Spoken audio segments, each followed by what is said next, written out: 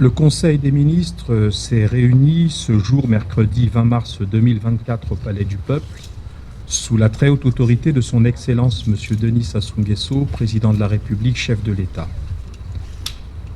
12 affaires étaient inscrites à son ordre du jour, soit un projet de loi au titre du ministère des Hydrocarbures, 4 projets de décret au titre du ministère de la Fonction publique, du Travail et de la Sécurité sociale, 4 projets de décret au titre du ministère de la Construction, de l'Urbanisme et de l'Habitat, un projet de décret au titre du ministère de l'Énergie et de l'Hydraulique, un projet de décret au titre du ministère du Budget, des Comptes publics et du Portefeuille public.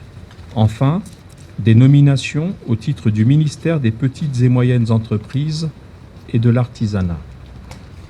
Invité par le Président de la République à prendre la parole, M.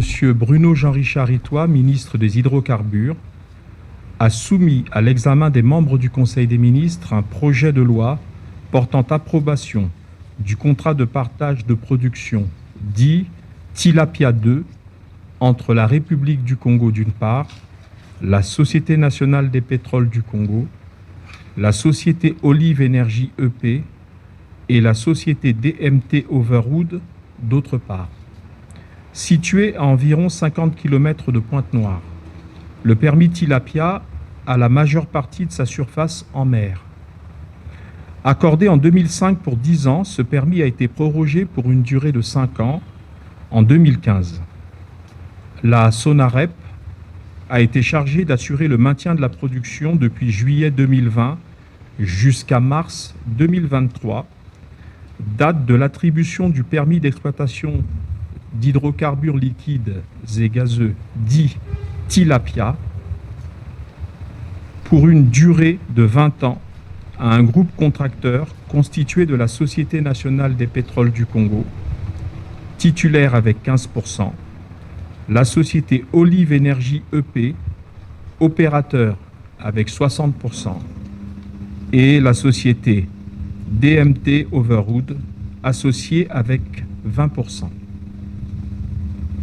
Le 23 novembre 2023, un contrat de partage de production, dénommé Tilapia 2, a été signé par ces mêmes parties, et ce, avec la République du Congo. Ce permis est exploité en vue de consolider la production des puits existants, de lancer une campagne de développement de 11 puits et construire un pipeline de 13 km entre Tilapia et le champ dit Pointe Indienne, et ce, en vue d'acheminer le brut vers la Coraf. Le coût total d'investissement du projet de développement de Tilapia 2 est estimé à 173,5 millions de dollars américains. Le ministre Itoie a précisé aux membres du Conseil des ministres les paramètres économiques et fiscaux du contrat de partage de production. Outre le bonus de signature, le contracteur s'engage à réaliser des projets sociaux orientés vers l'éducation, la santé, le forage de puits d'eau, les travaux d'assainissement et l'accompagnement de jeunes Congolais à créer leurs propres entreprises créatrices d'emplois, et ce, à hauteur de 200 000 dollars par an. Après examen et discussion, le Conseil des ministres a approuvé le projet de loi portant approbation du contrat de partage de production Tilapia 2 entre la République du Congo d'une part, la Société nationale des pétroles du Congo, la Société Olive Énergie EP et la Société DMT Overwood d'autre part. Il sera transmis au Parlement pour examen et adoption. Invité à son tour par le Président de la République à prendre la parole, M. Firmin Ayessa, ministre d'État, ministre de la Fonction publique, du Travail et de la Sécurité sociale, avant de présenter les affaires inscrites à l'ordre du jour au titre de son département, a informé le Conseil des ministres du fait que les membres du Conseil d'administration de la Caisse d'assurance maladie universelle, CAMU en sigle, ont désormais été tous désignés par les organes et administrations compétents pour ce faire. Ainsi, les autres organes dirigeants, dont le directeur général en particulier, seront désignés sous peu par le Conseil des ministres afin de rendre la CAMU totalement opérationnelle. Entrant dans la présentation des affaires soumises à l'examen du Conseil, le ministre d'État Ayessa a présenté 4 projets de texte. Le premier d'entre eux est un projet de décret fixant les modalités de reversement des cotisations sociales à la Caisse d'assurance maladie universelle, CAMU en sigle. Pris en application de l'article 5 de la loi numéro 19/2023 du 17 mai 2023 portant création de la Caisse d'assurance maladie universelle, le texte en projet fixe des dispositions concernant les reversements des cotisations des employeurs, des employés, des étudiants, des personnes vulnérables, des travailleurs indépendants et des professions libérales. Le projet subordonne le versement des cotisations à une déclaration nominative des cotisations 10 jours avant leur exigibilité. Les reversements de cotisations à la Caisse d'assurance maladie universelle se font par virement bancaire automatique ou par chèque ou encore par transfert électronique, sous peine d'une pénalité de 3% du montant dû en cas de retard. Après examen et discussion, le Conseil des ministres a adopté le projet de décret fixant les modalités de reversement des cotisations sociales à la Caisse d'assurance maladie universelle, CAMU en sigle. Le deuxième texte présenté par le ministre d'État Ayessa est un projet de décret fixant les modalités d'affiliation et d'immatriculation des assurés sociaux au régime d'assurance maladie universelle. Pris en application de l'article 9 de la loi numéro 37/2014 du 27 juin 2014, instituant le régime d'assurance maladie universelle, tel que modifié et complété par la loi numéro 12/2023 du 10 mai 2023, le projet fait obligation à toute personne physique de nationalité congolaise et résidente au Congo de s'affilier au régime d'assurance maladie universelle et à tout employeur d'immatriculer son entreprise ou son établissement à la même caisse. Il permet aussi aux étrangers résidant régulièrement au Congo la possibilité d'adhérer à ce régime. Cette affiliation donne droit à chaque assuré de bénéficier d'un numéro matricule et d'une carte d'adhérent. Le changement dans la situation juridique ou la perte de la carte d'assuré doivent être notifiés et signalés à la Caisse dans des délais prévus par le décret. Après examen et discussion, le Conseil des ministres a adopté le projet de décret fixant les modalités d'affiliation et d'immatriculation des assurés sociaux au régime d'assurance maladie universelle. Poursuivant son propos, le ministre d'État Ayessa a soumis aux membres du Conseil un projet de décret fixant les taux et montants de cotisation pour chaque catégorie d'assurés au régime d'assurance maladie universelle. Les catégories visées sont notamment les employeurs publics et privés, 4,55% de la masse salariale brute, les employés publics et privés, 2,27% du salaire brut, les titulaires de pension, 2,27% des pensions vieillesse et ou d'invalidité, les étudiants, sur la base d'un forfait annuel de 11 764 francs CFA, enfin les personnes vulnérables pour un forfait annuel de 3 529 francs CFA. Je renvoie les compatriotes désirés de voir à quel niveau se situe le taux de cotisation applicable selon leur catégorie d'assurés à la lecture du décret, à la publication de ce texte au Journal officiel de la République du Congo, ou encore à se rapprocher le moment venu des services de la CAMU. Après examen et discussion, le Conseil des ministres a adopté le projet de décret fixant les taux et montants de cotisation pour chaque catégorie d'assurés au régime d'assurance maladie universelle. Enfin, le ministre d'État Ayessa a présenté un projet de décret fixant les conditions d'ouverture, de maintien, de liquidation, de suspension et de fermeture du droit aux prestations. Prise en application de l'article 38 de la loi numéro 37/2014 du 27 juin 2014 instituant le régime d'assurance maladie universelle tel que modifié et complété par la loi numéro 12/2023 du 10 mai 2023.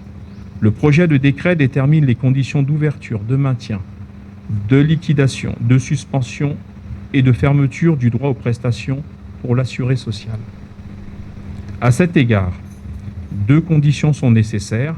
La première, c'est l'affiliation au régime, et la seconde, la régularité de paiement des cotisations sociales. Après examen et discussion, le Conseil des ministres a adopté le projet de décret fixant les conditions d'ouverture, de maintien, de liquidation, de suspension et de fermeture du droit aux prestations. Invité par le chef de l'État à prendre la parole, M. Josué Rodrigue Ngonimba, ministre de la Construction, de l'Urbanisme et de l'Habitat, a soumis à la sagacité des membres du Conseil 4 projets de décret. Le premier texte est un projet de décret portant attribution, organisation et fonctionnement du guichet unique informatisé sur les actes d'autorisation de construire et de démolir. Le Code de l'urbanisme, issu de la loi numéro 6/2019, du 5 mars 2019, prévoit des innovations majeures, ainsi que des solutions aux dysfonctionnements dans les secteurs de la gestion urbaine, de la construction, de l'urbanisme et de l'habitat, avec pour objectif incident de lutter contre les constructions anarchiques et non conformes. Parmi les innovations, il convient de relever la création d'un guichet unique informatisé. Le Plan national de développement, PND 2022-2026, a érigé la promotion immobilière comme un de ses piliers. Ainsi, l'amélioration du climat des affaires passe notamment par la résolution de la problématique de l'octroi rapide, simplifié et transparent du permis de construire. Cette nécessité exige la mise en place d'un guichet unique, réunissant sur un même site tous les acteurs intervenant dans le traitement du permis de construire. Ce guichet sera la seule interface pour les usagers qui sollicitent une autorisation de construire. Le guichet permettra notamment la délivrance rapide des autorisations et permis de construire, la garantie de la transparence dans la perception des menues recettes, la sécurisation et l'assurance que les recettes perçues arriveront au trésor public, la participation au processus de décentralisation, transférant la compétence étatique du droit de l'urbanisme vers les communes. Poursuivant son propos, le ministre Ngonimba a soumis à l'examen des membres du Conseil 3 autres projets de décret. Le premier texte détermine le contenu du dossier technique de la demande de permis de construire, ainsi que les procédures d'instruction pour chaque catégorie. Les 2 autres projets de décret déterminent tour à tour la procédure d'obtention du certificat de conformité et le permis de démolir un bâtiment. Après examen et discussion, le Conseil des ministres a adopté successivement les projets de décret portant pour le premier attribution, organisation et fonctionnement du guichet unique informatisé sur les actes d'autorisation de construire et de démolir, déterminant pour le deuxième, le troisième et le quatrième texte le contenu du dossier technique de demande de permis de construire, ainsi que les procédures d'instruction pour chaque catégorie. La procédure d'obtention du certificat de conformité en matière de construction et enfin la procédure d'obtention du permis de démolir un bâtiment. Prenant la parole après y avoir été invité par le président de la République, M. Bruno Jean-Richard Itoie, ministre des Hydrocarbures, a soumis à l'examen du Conseil, en lieu et place de M. Émile Wosso, ministre de l'Énergie et de l'Hydraulique, en mission, un projet de décret portant approbation de la convention de concession pour l'exploitation de la centrale hydroélectrique de l'IOSO, de la mission de service public de production, de transport, de distribution et de commercialisation de l'énergie électrique et de son avenant. La loi numéro 14/2003 du 10 avril 2003 qui régit depuis lors le secteur de l'électricité et prévoit sa libéralisation érige la délégation du service public de l'électricité en principe de gestion. Ainsi, l'État peut confier à une ou plusieurs personnes de droit public ou privé de droit congolais la gestion du service public de l'électricité. Entre 2018 et 2020, le gouvernement a assuré l'élaboration et les suivis de processus de mise en concession des centrales hydroélectriques de notre pays. C'est sur ces fondements que la centrale hydroélectrique de Liwesso a été mise en concession au profit de la société Energaz le 21 mai 2022. Au terme de la convention de concession assortie d'un cahier des charges, les droits et obligations qui s'imposent aux concessionnaires à l'égard de l'État comprennent notamment le financement privé des investissements nécessaires au service public de l'électricité, la construction et l'extension des ouvrages ou équipements, leur entretien, leur maintenance et leur exploitation. La convention de concession étant un acte juridique élaboré, discuté et signé par les parties sur la foi de leur libre consentement, il est apparu nécessaire au pouvoir public de l'appuyer par un décret d'approbation pris en Conseil des ministres, conformément aux dispositions de l'article 10 du décret 2017-247 du 17 juillet 2017, fixant les modalités de délégation de gestion de services publics de l'électricité. Après examen et discussion, le Conseil des ministres a adopté le projet de décret portant approbation de la convention de concession pour l'exploitation de la centrale hydroélectrique de Liwesso, de la mission de service public de production, de transport, de distribution et de commercialisation de l'énergie électrique et de son avenant. Invité par le président de la République à présenter son texte, M. Ludovic Ngatse, ministre du Budget, des Comptes publics et du Portefeuille public, a soumis à l'examen des membres du Conseil des ministres un projet de décret fixant les attributions et les modalités de nomination des gestionnaires des programmes ministériels.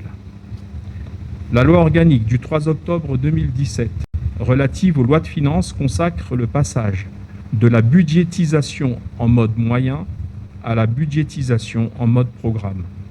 Cette modalité suppose une gestion axée sur les résultats, avec pour conséquence la responsabilisation des acteurs, la déconcentration de la fonction d'ordonnancement et un renforcement de la transparence et de la gouvernance des finances publiques. La loi organique introduit donc le responsable de programme comme nouvel acteur dans le management des programmes budgétaires. Sous l'autorité du ministre de tutelle, le responsable de programme affecte les moyens et contrôle les résultats des services chargés sous sa responsabilité de la mise en œuvre d'un programme. D'autre part, le projet de décret énumère tous les acteurs qui interviennent désormais dans le management de la performance, à savoir, et notamment, le coordonnateur des programmes, le responsable des programmes, le responsable d'action, le responsable de l'unité opérationnelle, le directeur des études et de la planification, nouvellement chargé de la fonction financière du ministère. Après examen et discussion, le Conseil des ministres a adopté le projet de décret fixant les attributions et les modalités de nomination des gestionnaires des programmes ministériels. Enfin, et concernant les mesures individuelles, le Conseil des ministres a procédé à des nominations au titre du ministère des Petites et Moyennes Entreprises et de l'Artisanat. Sont ainsi nommés président du Conseil d'administration du Fonds d'impulsion, de garantie et d'accompagnement des micro, très petites et moyennes entreprises et de l'artisanat, FIGA en sigle, Monsieur Rodrigue Malanda Samba, conseiller du président de la République. Directeur général du Fonds d'impulsion, de garantie et d'accompagnement des micro, très petites et moyennes entreprises et de l'artisanat, FIGA en sigle, Monsieur Daï Alair Branham Kitombo, actuellement directeur général par intérim et confirmé à son poste ce jour en Conseil des ministres. Directeur général adjoint du Fonds d'impulsion, de garantie et d'accompagnement des micro, très petites et moyennes entreprises et de l'artisanat, FIGA en sigle. Monsieur Brice Makaya Kokolo, anciennement directeur d'agence de la Société Générale à Brazzaville. Plus rien n'étant inscrit à l'ordre du jour, le président de la République a clos la réunion et levé la séance. Commencée à 10 h, la réunion du Conseil des ministres a pris fin à 12h45. Faite à Brazzaville, le 20 mars 2024, pour le Conseil des ministres, le ministre de la Communication et des Médias, porte-parole du gouvernement.